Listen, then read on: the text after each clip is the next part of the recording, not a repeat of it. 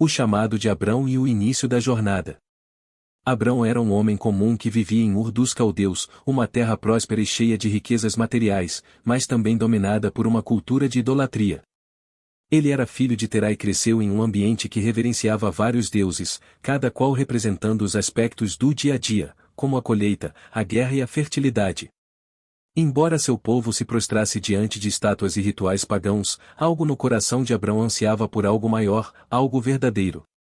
Certo dia, no meio de sua rotina, Abrão ouviu uma voz diferente, uma voz que não vinha de estátuas ou sacerdotes. Era a voz do próprio Deus, que chamava seu nome com autoridade, mas também com ternura. Abrão, sai da tua terra, da tua parentela e da casa de teu pai, e vai para a terra que eu te mostrarei. Farei de ti uma grande nação, abençoar-te-ei, engrandecerei o teu nome, e tu serás uma bênção. Essas palavras ecoaram profundamente no coração de Abrão. Até então, sua vida era confortável e previsível, mas aquela ordem o desafiava a sair de tudo o que conhecia. Mais do que isso, a promessa de Deus era incrível. Abrão não tinha filhos, e sua esposa, Sarai, era estéril. A ideia de se tornar pai de uma grande nação parecia impossível pelas leis naturais, mas Abrão sentiu que essa promessa vinha de alguém maior do que ele podia compreender. Sem hesitar por muito tempo, Abrão comunicou sua decisão a Sarai e a seu sobrinho Ló. Eles reuniram seus servos, seus rebanhos e tudo o que possuíam e começaram a jornada. O caminho não era fácil. Eles precisaram deixar para trás amigos, familiares e a segurança da cidade. Era uma transição cheia de desafios, mas Abrão confiava em algo maior, a fidelidade de Deus. Ao chegar em Canaã, a terra que Deus prometera, Abrão construiu um altar e invocou o nome do Senhor. Naquele momento, ele se comprometeu não apenas a obedecer, mas a adorar o Deus que lhe fizera promessas tão grandiosas. No entanto, sua fé seria logo posta à prova. A terra prometida não era um lugar de abundância imediata. Ao contrário, havia fome naquela região, e Abrão precisou ir até o Egito em busca de sustento. Lá, enfrentou dificuldades e desafios que testaram sua confiança em Deus. Ainda assim, Abrão perseverou. Cada passo da jornada, por mais difícil que fosse, o aproximava de Deus. Ele começou a entender que a promessa divina não era apenas sobre terras ou descendência, mas sobre um relacionamento profundo e transformador com o Criador. Abrão não tinha um mapa. Mas tinha uma promessa, e isso era suficiente. A prova da fé e a renovação da promessa. A jornada de Abrão continuava, e cada dia parecia trazer novos desafios. Após o período no Egito, Abrão retornou à terra de Canaã, onde havia erguido um altar ao Senhor. Porém, os problemas começaram a surgir dentro de sua própria família. Seu sobrinho Ló, que havia acompanhado Abrão desde o início, também prosperara, e suas posses cresceram tanto quanto as de Abrão. Os pastores de ambos começaram a brigar, pois o espaço já não era suficiente para sustentar tantos rebanhos. Abrão, em sua sabedoria e humildade, decidiu evitar o conflito. Ele chamou Ló e disse: que não haja contenda entre mim e ti, nem entre os meus pastores e os teus, pois somos irmãos. Não está toda a terra diante de ti? Peço que escolhas para ti a terra que quiseres, se fores para a esquerda, eu irei para a direita, e se fores para a direita, eu irei para a esquerda. Ló, ao olhar ao redor, escolheu a planície fértil do Jordão, uma terra verde e próspera, mas que ficava próxima de Sodoma, uma cidade conhecida por sua perversidade.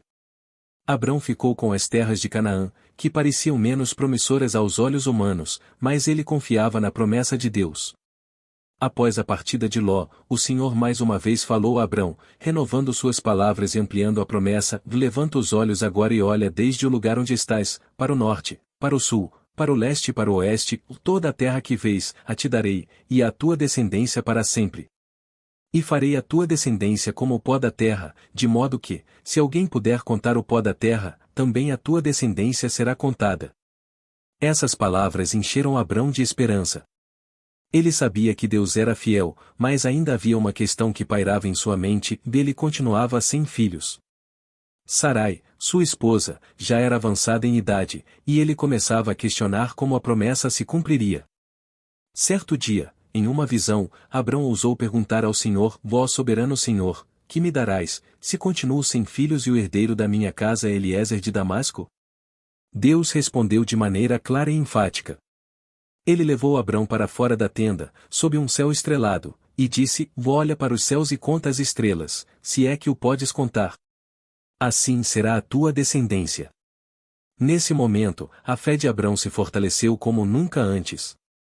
Ele creu no Senhor, e isso lhe foi creditado como justiça. Mas o Senhor não apenas renovou a promessa, ele também fez uma aliança formal com Abrão. Deus instruiu Abrão a preparar um sacrifício, dividindo os animais ao meio e colocando-os um de frente para o outro. Ao cair da noite, um profundo sono tomou conta de Abrão, e o Senhor apareceu em visão, passando entre as metades do sacrifício na forma de um fogo ardente. Era um sinal de que Deus estava comprometido em cumprir suas promessas, não importando o tempo ou as circunstâncias. Mesmo com essa renovação da aliança, a impaciência começou a crescer em Sarai. Ela sugeriu a Abrão que tivesse um filho com sua serva, Agar, para garantir um herdeiro. Abrão aceitou a sugestão, e Agar deu à luz Ismael. Contudo, esse ato gerou conflitos e trouxe tensão ao lar. Abrão logo perceberia que a promessa de Deus não seria cumprida por métodos humanos, mas pelo próprio poder divino. A prova da fé e a renovação da promessa. A jornada de Abrão continuava, e cada dia parecia trazer novos desafios. Após o período no Egito, Abrão retornou à terra de Canaã, onde havia erguido um altar ao Senhor. Pleno da promessa de Deus. Ismael era amado por Abrão, mas o Senhor havia prometido que Sarai, sua esposa, teria um filho, algo que parecia cada vez mais improvável, pois ambos já estavam em idade avançada. Abrão tinha 99 anos, e Sarai, 89. A possibilidade de terem um filho juntos parecia impossível aos olhos humanos. Foi nesse contexto de incerteza que o Senhor novamente se revelou a Abrão. Ele apareceu com palavras poderosas e renovou sua aliança, desta vez ampliando ainda mais as promessas. Eu sou o Deus Todo-Poderoso. Anda na minha presença e sê perfeito. Farei uma aliança entre mim e te multiplicarei grandemente. Deus não apenas reafirmou suas palavras anteriores, mas também deu um sinal concreto de que a promessa estava se aproximando. Ele mudou o nome de Abrão para Abraão, que significa o pai de multidões. Esse novo nome não era apenas uma mudança de identidade, mas um símbolo do que estava por vir, uma descendência tão numerosa quanto as estrelas do céu e a areia da praia. Deus também mudou o nome de Sarai para Sara, que significa o princesa, indicando que ela seria mãe de reis e nações. Além disso, Deus instituiu um sinal da aliança entre ele e Abraão, a circuncisão. Ele ordenou que todos os homens da casa de Abraão fossem circuncidados, tanto os nascidos em sua casa quanto os comprados como servos. Esse ato seria um lembrete eterno de que Abraão e sua descendência eram separados para Deus, uma nação santa destinada a cumprir um propósito divino. Mas o momento mais marcante dessa renovação ocorreu quando Deus anunciou de maneira clara e direta que Sara daria à luz um filho. Abraão, tomado por uma mistura de incredulidade e alegria, caiu sobre o rosto e riu. A um homem de 100 anos nascerá um filho? E Sara, com 90 anos, dará à luz? Mesmo assim, ele confiava no poder de Deus. O Senhor confirmou o nome da criança que estava por vir, Isaque, que significa o riso, como um lembrete da incredulidade inicial de Abraão e da alegria que a promessa traria. Contudo, Deus também falou sobre Ismael. Ele assegurou a Abraão que não se esqueceria do menino. Quanto a Ismael, eu te ouvi. Eis que o abençoarei, e o farei fecundo, e multiplicá-lo-ei extraordinariamente. 12 príncipes gerará, e dele farei uma grande nação. Mas a minha aliança estabelecerei com Isaque, que Sara te dará neste tempo determinado no próximo ano. Com essas palavras, Abraão sentiu-se renovado. Ele cumpriu imediatamente o que Deus ordenou, circuncidando a si mesmo, Ismael e todos os homens de sua casa. Essa obediência imediata demonstrava sua confiança absoluta em Deus, mesmo diante de promessas que pareciam humanamente impossíveis. Nos meses que se seguiram, Abraão e Sara continuaram sua rotina, mas a expectativa crescia. A promessa parecia mais real do que nunca. Porém, antes do nascimento de Isaque, o Senhor testaria novamente a fé de Abraão e reafirmaria a seriedade de sua aliança. O nascimento da promessa e a prova final. O ano prometido por Deus estava se cumprindo, e o lar de Abraão e Sara tornou-se um lugar de esperança e expectativa. Apesar de todas as dúvidas e dificuldades do passado, ambos sentiam que o momento tão aguardado estava se aproximando. Então, finalmente, aconteceu, Sara concebeu e deu à luz um filho, exatamente como o Senhor havia dito. Eles o chamaram de Isaque, como Deus ordenara, e o nome dele tornou-se um lembrete eterno do riso e da alegria que a fidelidade de Deus trouxera. Para Sara, o nascimento de Isaque não era apenas a realização de uma promessa, mas também uma resposta pessoal às suas lutas internas.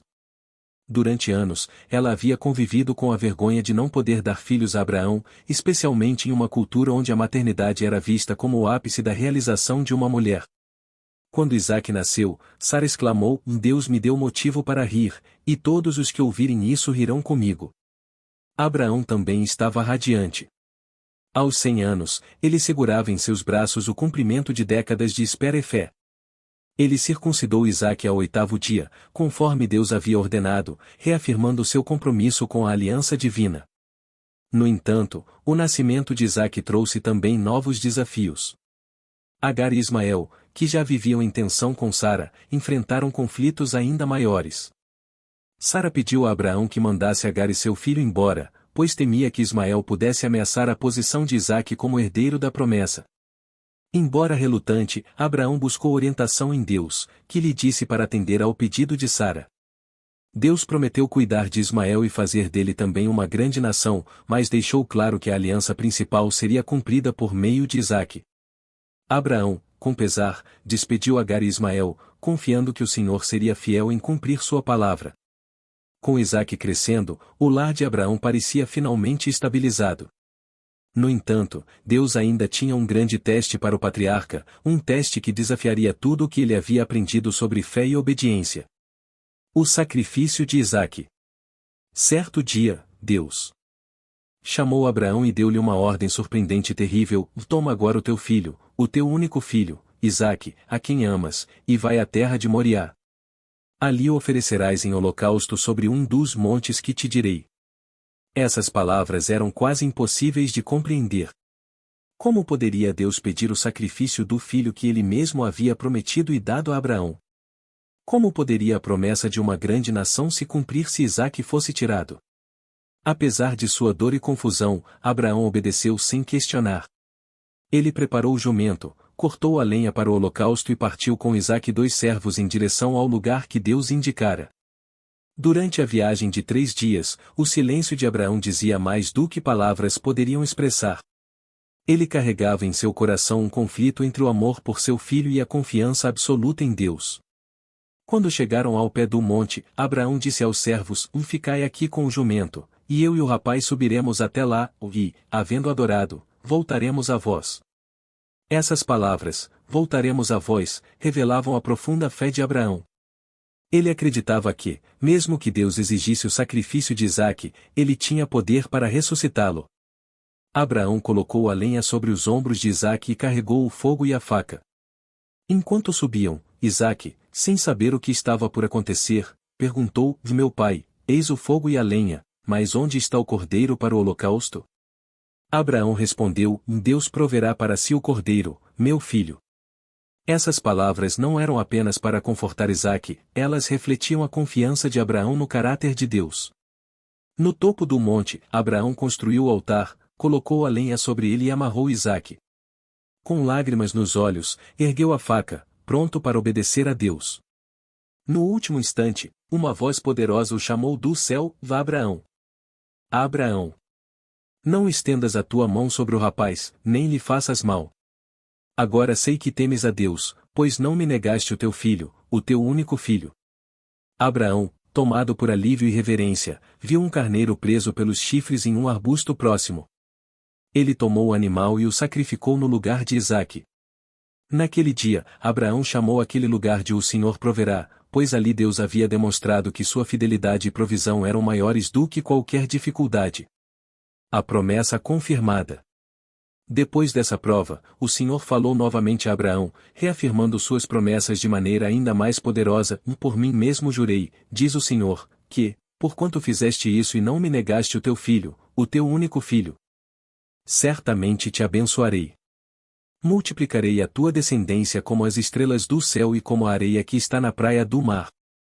E a tua descendência possuirá a porta dos seus inimigos. Com Isaque ao seu lado, Abraão desceu do monte com a certeza de que Deus era fiel, poderoso e digno de toda confiança.